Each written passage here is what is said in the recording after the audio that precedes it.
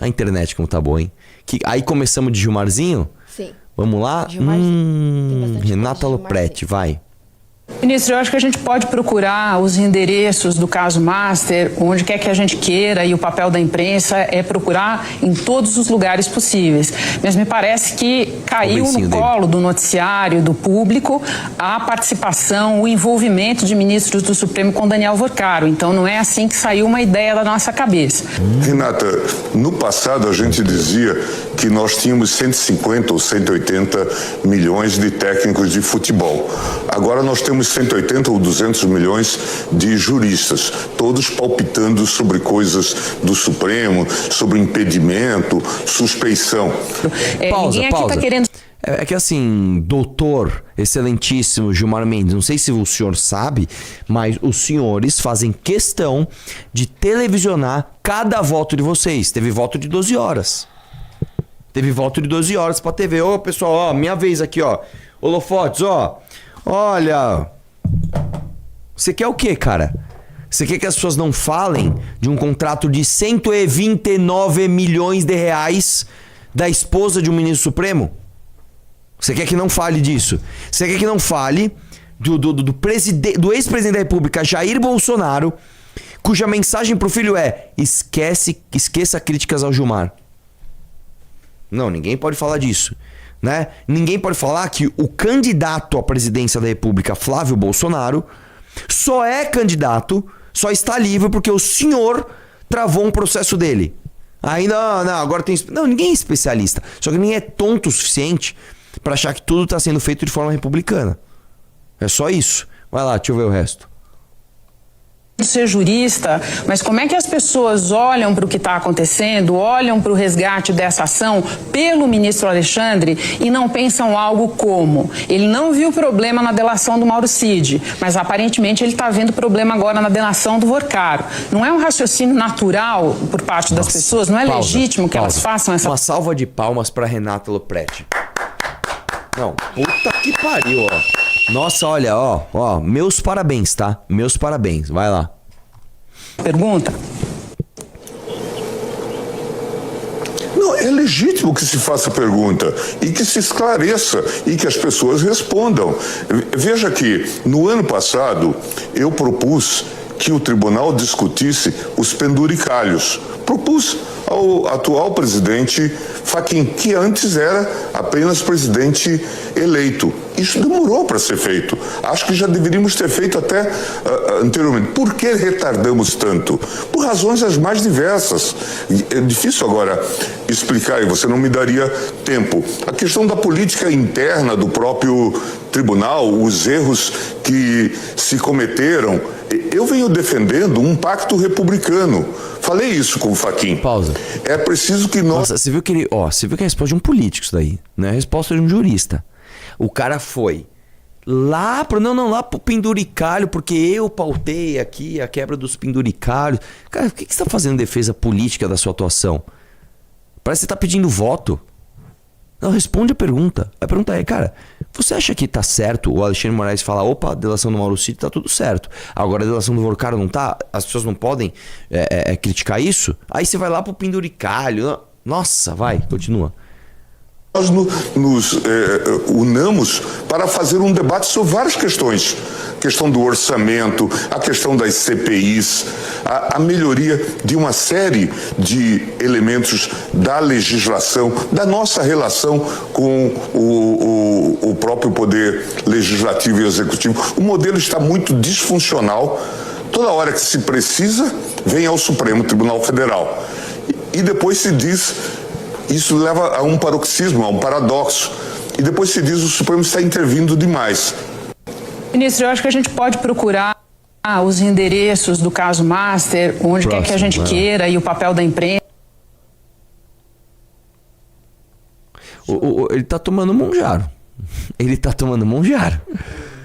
Não tá? Olha. Uai, mas deixa ele. Não, estou falando, ele tá com cabeçona de Monjaro. Vai lá.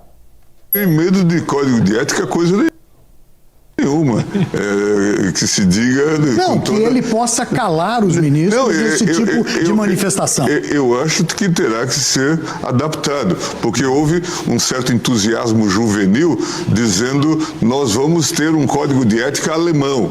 E aí eu até me dei a pachorra de comparar o texto do código alemão com a nossa legislação. E tem muitas coincidências.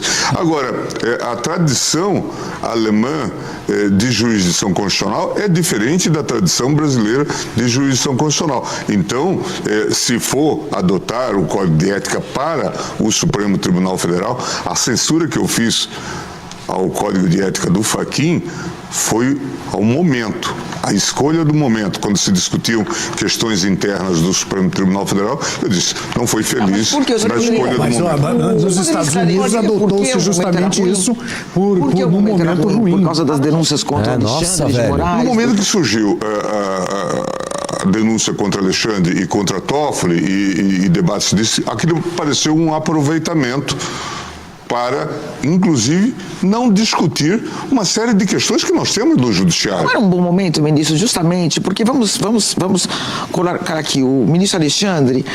Mônica, não é um bom momento, sabe por quê? Por uma razão simples, não se aprova nessas circunstâncias. A gente pode ter as ideias mais interessantes e elaboradas para as finalidades as mais diversas.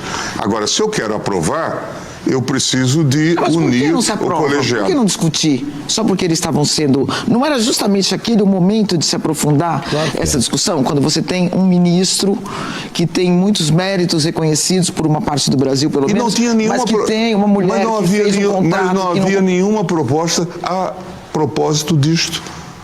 Na verdade, era um tipo de cobertura de fumaça. Pausa. Mas, obviamente, vê que o Gilmar Mendes, ele tá num corner ali, porque primeiro ele fala que não é um momento de se aprovar aquilo, porque não seria aprovado. Eu falo, mas não é justamente o momento de se discutir e aprovar? Não. Aí ele critica o conteúdo. Não, porque o Código de Ética não tratava daquilo, mas tratava.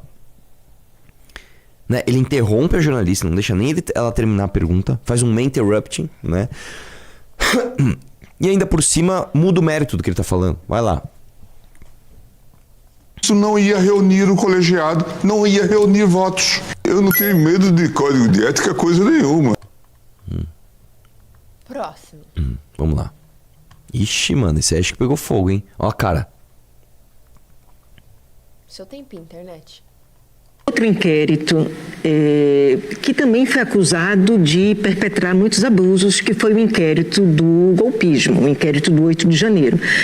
Se a gente pega, por exemplo, a delação do coronel Cid, né?